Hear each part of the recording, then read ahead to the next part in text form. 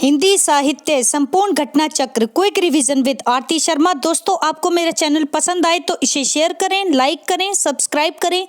साथ ही साथ मेरे अगले वीडियोस के नोटिफिकेशंस को पाने के लिए बेल आइकन को प्रेस करें। दोस्तों, आज हम करेंगे घटना चक्र का पार्ट 124। तो चलिए देखते हैं अपने अगले प्रश्न। ध्यान देंगे। सही युग्म चिन्हित कीजिए।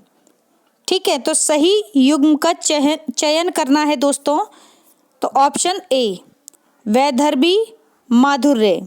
ठीक है, वैदर्भी माधुर्य। ठीक, टीजीटी परीक्षा 2009 में आया हुआ प्रश्न है। ठीक है, वैदर्भी क्या है? एक रीति है। और माधुर्य क्या है? एक गुण है। ठीक है, काव्य का गुण है माधुर्य और रीति है काव्य की वैदर्भी। ठीक है, व्याख्या देखते हैं। गौर करेंगे दोस्तों, ध्यान दें।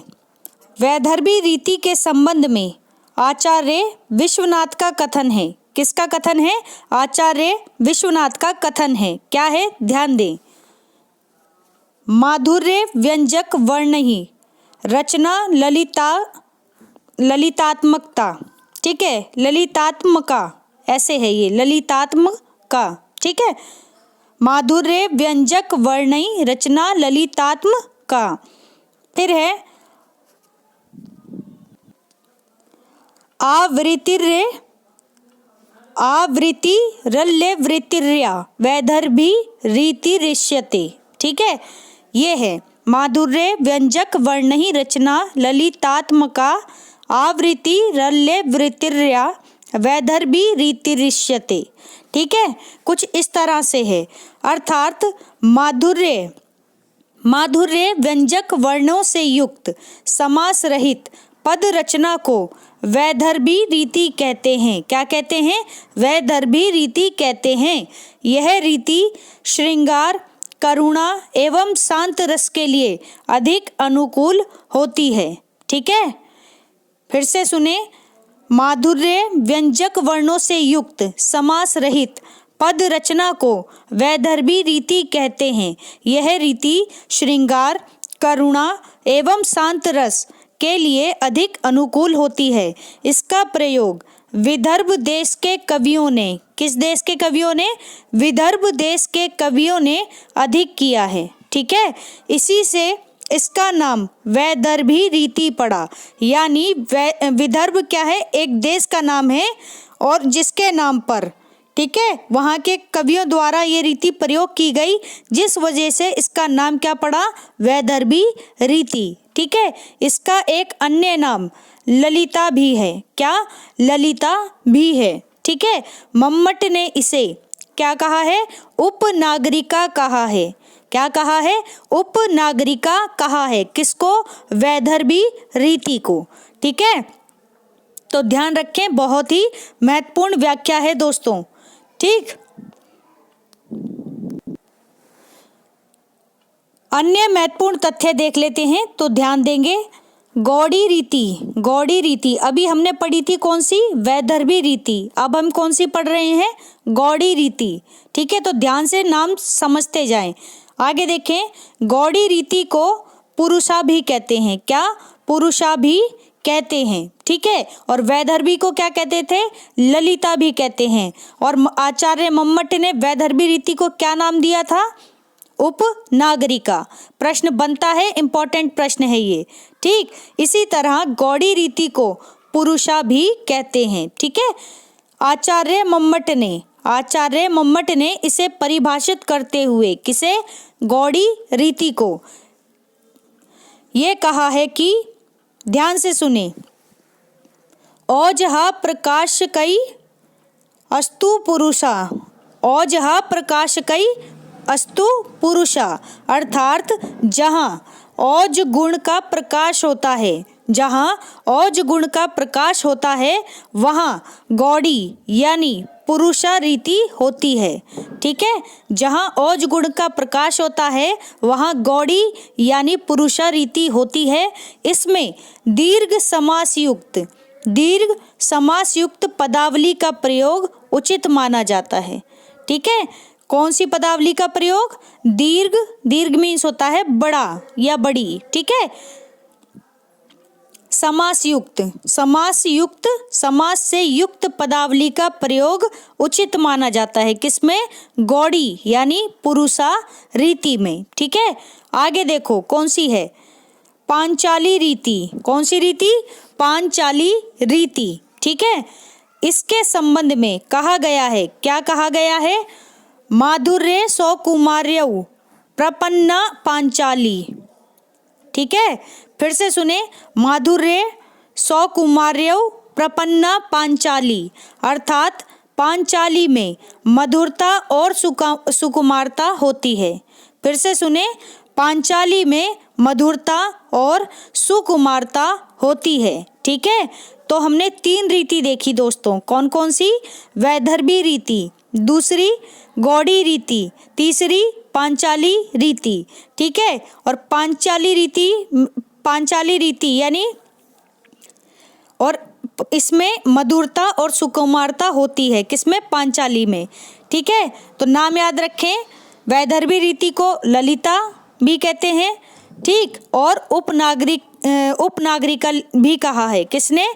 आचार्य मम्मट ने। इसी तरह गौड़ी रीति को पुरुषा भी कहते हैं, ठीक है। और आचार्य मम्मट ने गौड़ी रीति को परिभाषित करते हुए जहाँ ओज गुण का प्रकाश होता है वहाँ गौड़ी रीति होती है, इस परिभाषा से परिभाषित किया है, ठीक है। तो ध्यान रखें। और इसमें दीर्घ समास युक्त पदावली का प्रयोग होता है। किसमें? गौड़ी रीति में। और पांचाली रीति में मधुरता और सुकुमारता होती है, ठीक है। बात याद रखें दोस्तों। अगले प्रश्न में कुछ काव्य पंक्तियां दी गई हैं और उनमें से हमें काव्य गुण पता करना है कि कौन सा काव्य गुण व्यंजित हो रहा है, ठीक है। तो देखते हैं काव्य पंक्तियां, ध्यान से सुनेंगे। जब द्रास बटालिक टाइगर हिल की सीमा लगी गरजने, जब शहादत लेते हिमगिरी की चट्टाने लगी गरजने, तब जाग उठे ये शेर बब्बर, पौरुष हुंकार उठा था मातृभूमि की बलि देवी पर लहू पुकार उठा था। तो उपर्युक्त काव्य पंक्तियों में कौन सा काव्य गुण व्यंजित होता है? इसका सही उत्तर है ऑप्शन बी, ओज गुण, ठीक है। ओज गुण, यहाँ पर ओज गुण है दोस्तों, ध्यान रखें, ठीक है। वीरता की जब भी बात आती है, ठीक है, तो इस तरह से ओज गुण हो जाता है, ठीक। यहाँ पर प्रश्न की व्याख्या देखते हैं, बातें और स्पष्ट हो जाएंगी, ठीक। उपर्युक्त काव्य पंक्तियों में ओज गुण है। कौन सा गुण? ओज गुण है। ओज गुण वह गुण होता है जिससे चित्त में स्फूर्ति आ जाए, यानी जब हम किसी पंक्ति को पढ़ते हैं, किसी रचना को पढ़ते हैं और किसी कहानी को पढ़ते हैं या किसी बात को सुनते हैं, तो उसकी प्रतिक्रिया में अगर हमारे हृदय में, हमारे मन में स्फूर्ति आ जाए, तो मन में तेज उत्पन्न हो जाए, स्फूर्ति आ जाए या मन में तेज उत्पन्न हो जाए, ओज गुण से युक्त रस के आस्वादन से चित्त दीप्त हो उठता है, उसमें आवेग उत्पन्न हो जाता है। ओज गुण का क्रमशः वीर से विभत्स में, किसमें? वीर से विभत्स में, विभत्स से रौद्र में। ध्यान से सुने, ओज गुण का क्रमशः वीर से विभत्स रस में, विभत्स रस यानी भयानक रस, ठीक है। तो वीर रस से विभत्स रस में और विभत्स रस से रौद्र रस में, ठीक है। रौद्र मीन्स क्रोध, ठीक है, क्रोध। तो विभत्स से रौद्र में आधिक्य रहता है, जहाँ द्वित्व वर्णों संयुक्त वर्णों रा के संयोग और ट ठ ड ढ की अधिकता हो, समास आधिक्य हो और कठोर वर्णों की रचना हो, वहाँ ओज गुण होता है। कौन सा गुण होता है? ओज गुण होता है, ठीक है, तो ध्यान रखें दोस्तों। फिर से रिपीट करती हूँ, जहाँ द्वित्व वर्णों, संयुक्त वर्ण कौन कौन से होते हैं,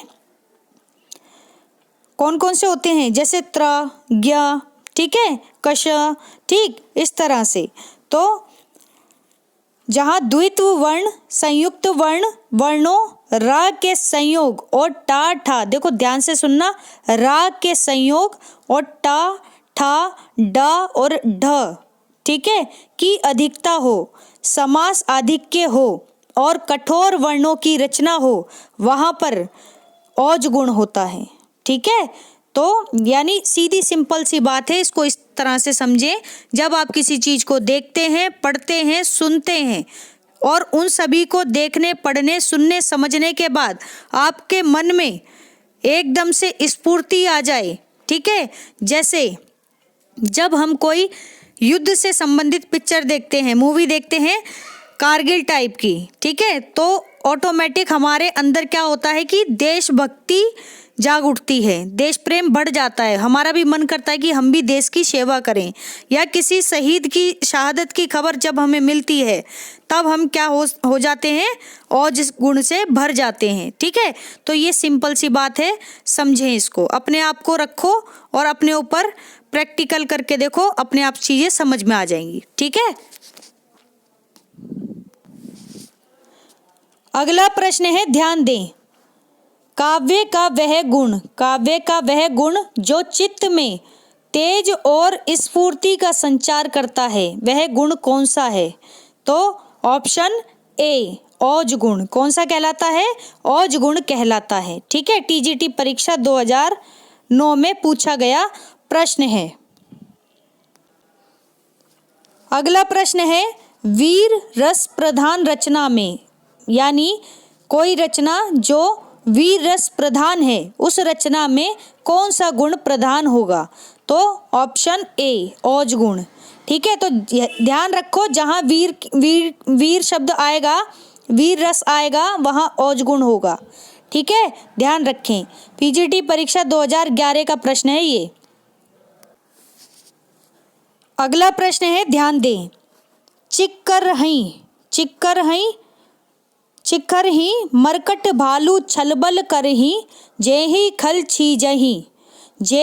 छीजही, पंक्ति में काव्य गुण कौन सा है? ठीक है, तो ध्यान से समझे।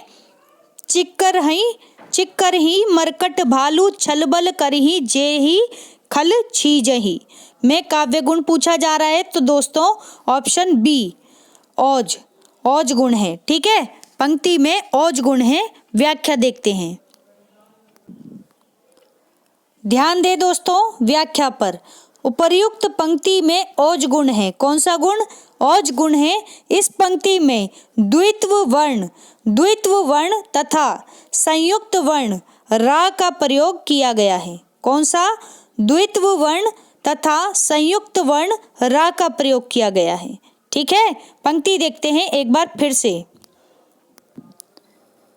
तो ये पंक्ति है आपके सामने, आप चाहें तो एक बार देख सकते हैं, ठीक है। चिक्करही मरकट भालू छलबल करही, जेही खल छीजही, ठीक है। तो ये है पंक्ति। अगला प्रश्न है, ध्यान दें, यहाँ पर एक काव्यांश दिया गया है जिसमें प्रयुक्त काव्य गुण का नाम बताना है। तो ध्यान देंगे दोस्तों। मैं जो नया ग्रंथ विलोकता हूँ, भाता मुझे सो नव मित्र सा है। भाता मुझे सो मीन्स वो, यानी ग्रंथ, ठीक है। भाता मुझे सो नव मित्र सा है, देखूं उसे मैं नित बार बार, मानो मिला मित्र मुझे पुराना, ठीक है। उपर्युक्त काव्यांश में प्रयुक्त काव्य गुण का नाम क्या है? तो ऑप्शन सी, माधुर्य गुण, ठीक है। माधुर्य गुण है दोस्तों इसमें। देखते हैं व्याख्या। तो ध्यान दें दोस्तों, उपर्युक्त काव्यांश में माधुर्य काव्य गुण प्रयुक्त हुआ है। क्या? माधुर्य काव्य गुण प्रयुक्त हुआ है। माधुर्य गुण की परिभाषा कुलपति मिश्र ने इस प्रकार दी है। क्या कहा है उन्होंने? कुलपति मिश्र ने, ध्यान से सुने। द्रवई चित्त जाके सुनत, द्रवई चित्त जाके सुनत अति आनंद प्रधान, सु है मधुरता रसुन क्रम, सु है मधुरता रसुन क्रम, प्रथम सरस की आन, प्रथम सरस की आन। ठीक है, तो देखते हैं इसका अर्थ। ध्यान देंगे दोस्तों। चित्त को पिघलाने वाला जो आनंद प्रधान गुण है उसको माधुर्य कहते हैं। क्या कहते हैं? माधुर्य कहते हैं। यह संयोग, श्रृंगार, करुण, विप्रलंब और शांत में क्रमशः बढ़ता जाता है। सही है, फिर से सुने। चित्त को पिघलाने वाला जो आनंद प्रधान गुण है उसको माधुर्य कहते हैं। यह संयोग, श्रृंगार, करुण, विप्रलंब और शांत में क्रमशः बढ़ता जाता है। मधुर रचना की आवश्यकताएं इस प्रकार बतलाई गई हैं, जैसे, ध्यान से सुने, ट, ठ, ड, ढ, इससे भिन्न वर्ण आदि में अपने वर्गों के अंतिम वर्णों, ठीक है, अण, इया, न और म, ठीक है, ये पंचमा अक्षर हैं। ठीक है ना। तो पंचमा अक्षर जो हैं, तो इनसे युक्त होने पर जैसे क्या बनता है दोस्तों? जैसे मंच, कंच, पुंज, लुज, चंपक इत्यादि माधुर्य के व्यंजक होते हैं। क्या होते हैं? माधुर्य के व्यंजक होते हैं। ठीक है, तो ध्यान रखें इस चीज को। तो दोस्तों, कुल मिलाकर माधुर्य गुण वह गुण होते हैं, ठीक है, जिनके द्वारा हमारा हृदय कठोर की जगह क्या हो जाता है? सरल हो जाता है, पिघल जाता है। सही है ना, यानी भावुक हो जाते हैं हम, एक तरह से मान लो। जैसे समझ सकते हैं आप इस बात को, आनंद प्रधान गुण यानी आनंद की स्थिति में आ जाते हैं, हमारे मन में कोई वैर भाव नहीं रहता। तो ऐसी बातों को सुनकर जब हमारा मन शांत हो, प्रसन्न हो जाए, ठीक है, आनंद की अनुभूति जब हमें हो, ठीक है, तो ऐसे शब्दों से क्या होता है? माधुर्य गुण की उत्पत्ति होती है। ठीक है, आप देखें जैसे ट, ठ और ढ, इनसे अलग अगर वर्ण, ठीक है, इनसे हटकर वर्ण आदि में अपने वर्गों के अंतिम वर्ण, ठीक है, अपने वर्गों के अंतिम वर्णों में जब हम अड़, अण यानी और नाम जो कि पंचमा अक्षर हैं, इनको जोड़ देते हैं तो हमारे क्या हो जाते हैं? माधुर्य व्यंजक बन जाते हैं। जैसे मंच, कंच, पुंच, ठीक है, लुंज, चंपक इत्यादि। ठीक है, इस तरह से बस इतना ध्यान रखो। माधुर्य गुण वह है जब मधुरता निकलती है, अपना हृदय आनंद से विभोर उठता है। ठीक है, तो वो चीज़ है, यानी किसी चीज़ में जब आपका मन प्रसन्न हो जाए, समझ लीजिए वो माधुर्य गुण है। बस इतनी सी बात ध्यान रखें।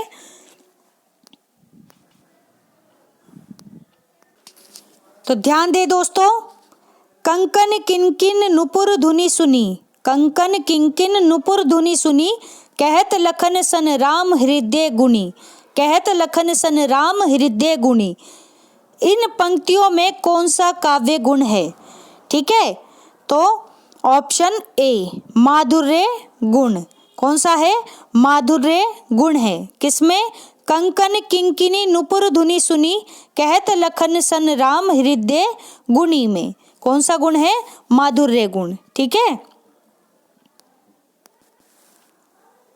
और अच्छे से समझते हैं इसको माधुर्य गुण को, तो व्याख्या समझे पिछले प्रश्न की। ध्यान दे दोस्तों, हो सकता है आपके लिए ये विषय थोड़ा सा मुश्किल हो, ना समझ में आ रहा हो, ठीक है, लेकिन आप कोशिश करेंगे तो ज़रूर समझ में आएगा। ठीक है, बहुत ज़्यादा मुश्किल नहीं है। अपने आप से जोड़कर जब आप चीज़ें पढ़ने समझने लगेंगे तो आपके लिए चीज़ें आसान हो जाएंगी।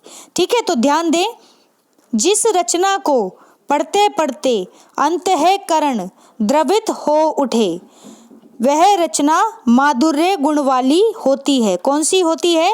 माधुर्य गुण वाली होती है।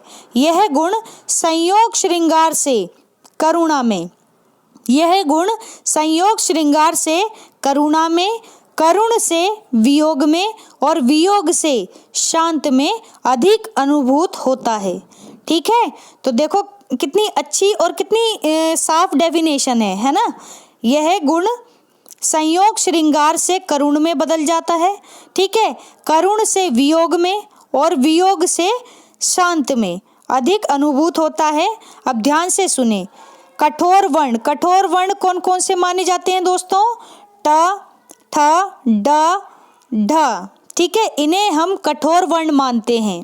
ठीक है, कठोर क्यों? क्योंकि जब हम इनका उच्चारण करते हैं तो कहीं ना कहीं हमारी आवाज़ में भारीपन हो जाता है। ठीक है ना, जैसे हम बोलते हैं कि ये लट्ठे सा बजा रहे हो भाई, होता है ना, तो ये एक आवाज़ का टोन बदल जाता है आपका। समझ गए? तो वो चीज़ है। तो टा, ठा और ढा। ठीक, तो इसको छोड़कर माधुर्य एवं कोमल रचना, मधुर एवं कोमल रचना माधुर्य गुण के मूल हैं। क्या है? माधुर्य गुण के मूल हैं। देखो कर्कश ध्वनि किसी को भी पसंद नहीं आती, इसी वजह से कौवे और कोयल में फर्क होता है। ठीक है ना, हालांकि कलर दोनों का एक सा है, लेकिन वो अब उनकी पहचान उनकी वाणी से होती है। ठीक है, कौवा जो होता है उसकी ध्वनि में कर्कशता होती है।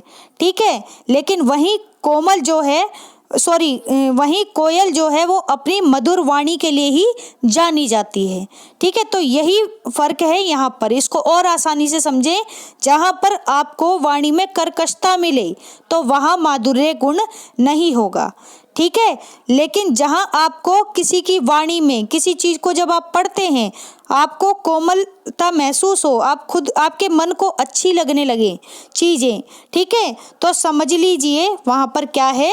माधुर्य गुण है। ठीक है, जैसे का से माँ तक, का से कबूतर से लेके माँ से माँ तक। ठीक है, के वर्ण में इया, अणा, अड़ा, ना और माँ में। ठीक है, के युक्त वर्ण, एक तो ये हो गए, दूसरा हरस्व, हरस्व रा, हरस्व होता है मीन्स छोटा स्वर। ठीक है, छोटी मात्राएं हरस्व स्वर बोलते हैं उनको, हरस्व स्वर और दीर्घ स्वर। ठीक है, तो ध्यान रखें, लघु स्वर, लघु हरस्व और दीर्घ होता है। ठीक है, हरस्व को लघु स्वर भी कहते हैं, ये बात ध्यान रखें। व्याकरण की बातें हैं दोस्तों ये, स्वर व्यंजन वाली।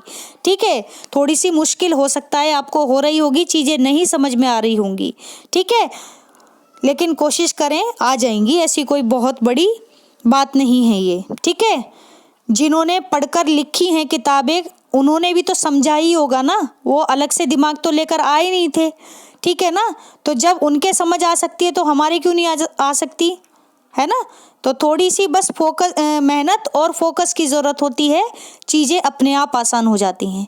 ठीक है, तो ध्यान दे दोस्तों, जैसे का से माँ तक के वर्ण, ठीक है, इया, अड़ा, इया इसको वैसे जिया पढ़ते हैं। ठीक है, जिया, अड़ा, अड़ा, ठीक है, और ना माँ के युक्त वर्ण हरस्व रा और अणा। ठीक है, आदि। ठीक है, ये सभी, ठीक है, क्या है ये? माधुर्य एवं कोमल रचना माधुर्य गुण के मूल हैं। ठीक है, मधुर एवं कोमल रचना माधुर्य गुण के मूल हैं। उपर्युक्त पंक्तियों में घुंघरू की आवाज़ सुनकर श्री राम के मन में अनुराग पैदा होता है, यानी घुंघरुओं की आवाज़ सुनते हैं श्री राम, और घुंघरुओं की आवाज़ सुनते ही उनके मन में, किनके?